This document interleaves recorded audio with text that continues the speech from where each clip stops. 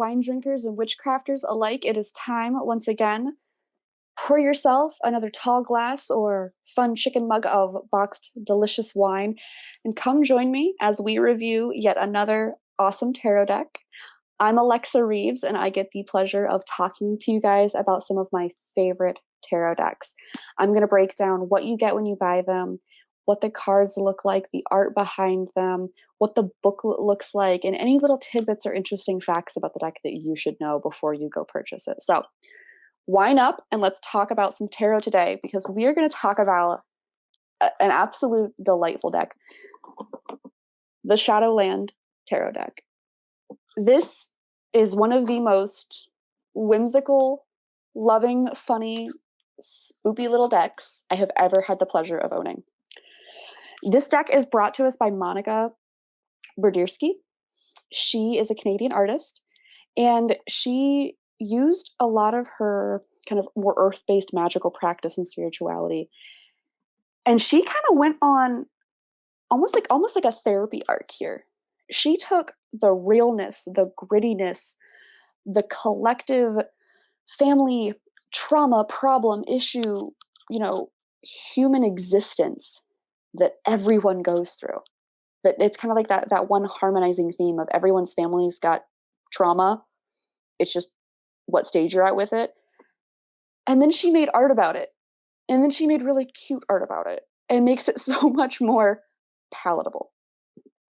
When you purchase this deck, it is a very large space, obviously, but it's a nice, solid wooden box set.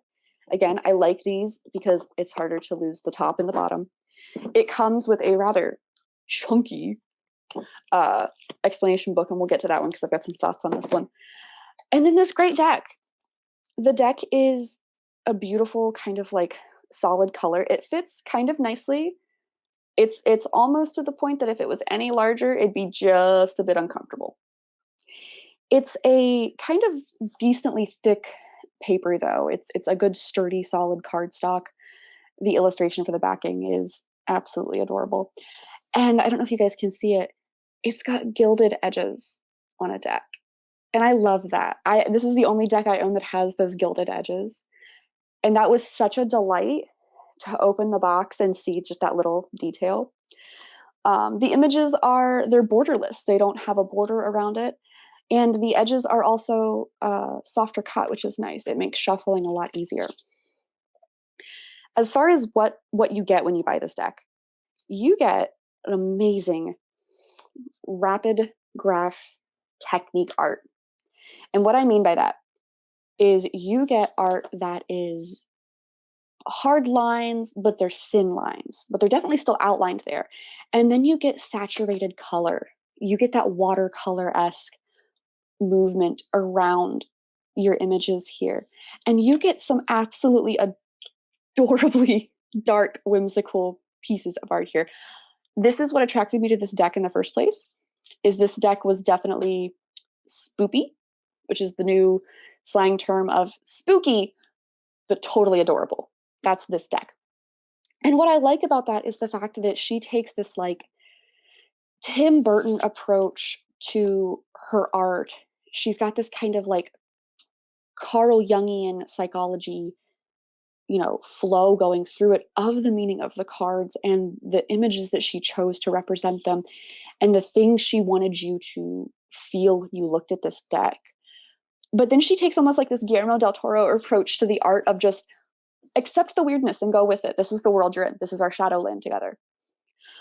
She took all of her past trauma. She took her experiences as a caregiver, and then she poured her art and her spirit into that and literally created a world for the monsters that live under your bed. Like, this is a deck that tells you a fun, sad little story of all of the creatures that live here.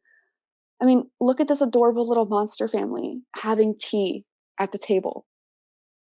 That's adorable. I love that. I love because she kept this so bold and confronting, but so relatable. Like this, there are things going on in here. There are images, there are weird symbols and stuff that anybody can relate to, that anybody can find a parallel to, of what's going on in your life.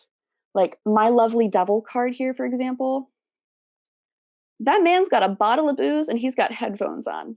And he is beatboxing and jamming out as the world burns behind him. And that's what I like. I like the cross section between realness. She's giving you those key significators of the card meaning, doing it in such a way that you can recognize these things, but still keeping it within that kind of macabre, dark whimsy sphere that's so important. The book, you guys, this is a chunk. I want you guys to just listen for a second. This is maybe like 5 inches off my desk.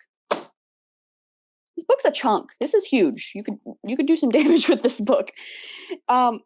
It's like a 200-page, fully explained and illustrated explanation book of the Shadowland, of where it is, how you find it, how you get yourself there, the creatures you meet there. She talks about her own journey, how she found what she calls the Shadowland. She offers suggestions on how to use your cards, where you can do them in layouts, you can do them in card spreads. This is one of the only books I have ever seen where she actually includes a tarot frequently asked questions. I love that because again, it's only like 9 or 10 questions. Actually, no, I lied. There's almost 20 questions in here that she ends up covering. And they're basic questions that almost every beginner tarot reader asks. Can I buy my own deck or does it need to be a gift? Does my tarot deck need to be kept in silk? How often should I use my deck? I love that. I love when your artist and your illustrator or your tarot designer takes the extra few steps to make sure that you are covered on all fronts. They're not just throwing you in the deep end. She literally gives you the water wingies and the little blow up waist and the emergency whistle, and then sends you into the water to go swim at your own leisure. And I love that. Let me find the one card that I'm thinking of as I say these words. Our Page of Cups is a great example. Look at that. Little flippers, little water wingy, ready to go, totally safe, but still grotesque, still expected to get in the water. That's what I like about this deck. This book, each breakdown of the actual cards, is where I actually kind of like this book. Usually, again, kind of rule of thumb, don't lean on the book to tell you what every single card means. Absolutely. They're great bouncing points. They're a great kind of up and over. You shouldn't flip a card over and then immediately run to the book. However, this book, she goes into breakdowns of each card to the point where she actually tells you the card's meaning and like the story of what's going on with that character in the card. So it's almost like you're listening to a tiny little vignette, getting a snapshot into this character's life. What are they doing? Why are they here? She gives you keywords. She gives you the shadow meaning of it, like the darker undercurrent. The actual overall pretty thoughtful and well-worded message. Like this is some pretty dense stuff. But the thing she does that I really like is at the bottom, she gives you reflection questions. Why, what do I fear when I'm feeling vulnerable? What does the night mean to me? Am I consistent in behavior regardless of a situation? All of that for the star card. She's inviting you to journal, to meditate, to actually take a really good solid moment to work with your deck and work with your cards and dig deeper into that psyche. And I like that she does that because that's where you see that cross section of realistic humanism. She wants you to relate to her, but also that kind of Carl Jung undercurrent of, do you know why you're doing what you're doing though? Do you know why you're thinking these ways? Why when you look at this image, you're getting this response? And I love it. I love that she took just as much thought into the words as she did the amazing art with this deck. The only downside I have about this deck is that as you use it ever so slightly, your gilded edges start to kind of fade and get dull with age. But that means you're using it. So it's kind of a double-edged sword. It's kind of like, oh man, I'm wearing little like gray and white spots on my edges, but it's because I love this deck. It's because I pick this deck up and I want to play with it and I want to use it with my friends because it's so whimsical and comical and dreary and relatable.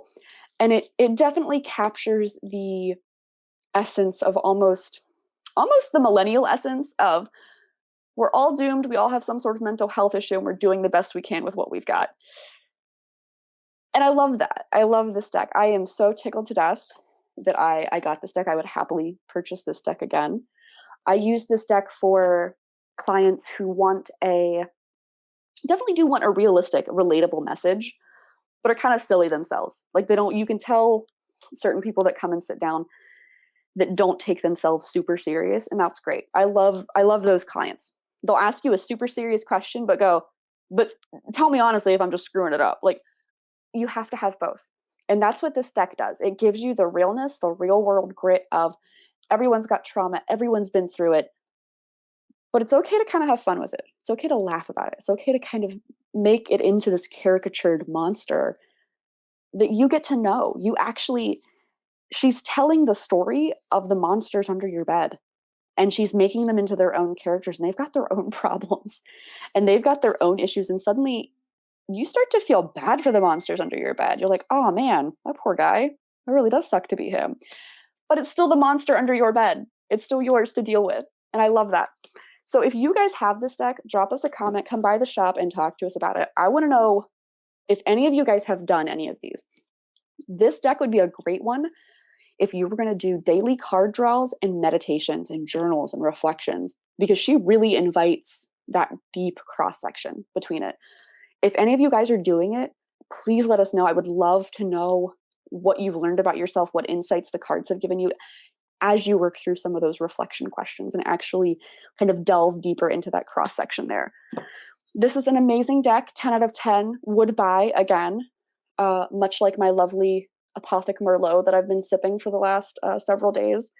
I think it's my new favorite. I'm cheating on Boda Box now. It's official. And don't get me wrong, boxed wine is delicious. Something's really nice about a $9 Cabernet, though. You know what I mean? Especially when you get to have it out of a chicken mug. So guys, go pour yourself another glass of wine. Go get a tarot deck. Let us know what you guys think, okay? We'll see you all in the next one. Cheers.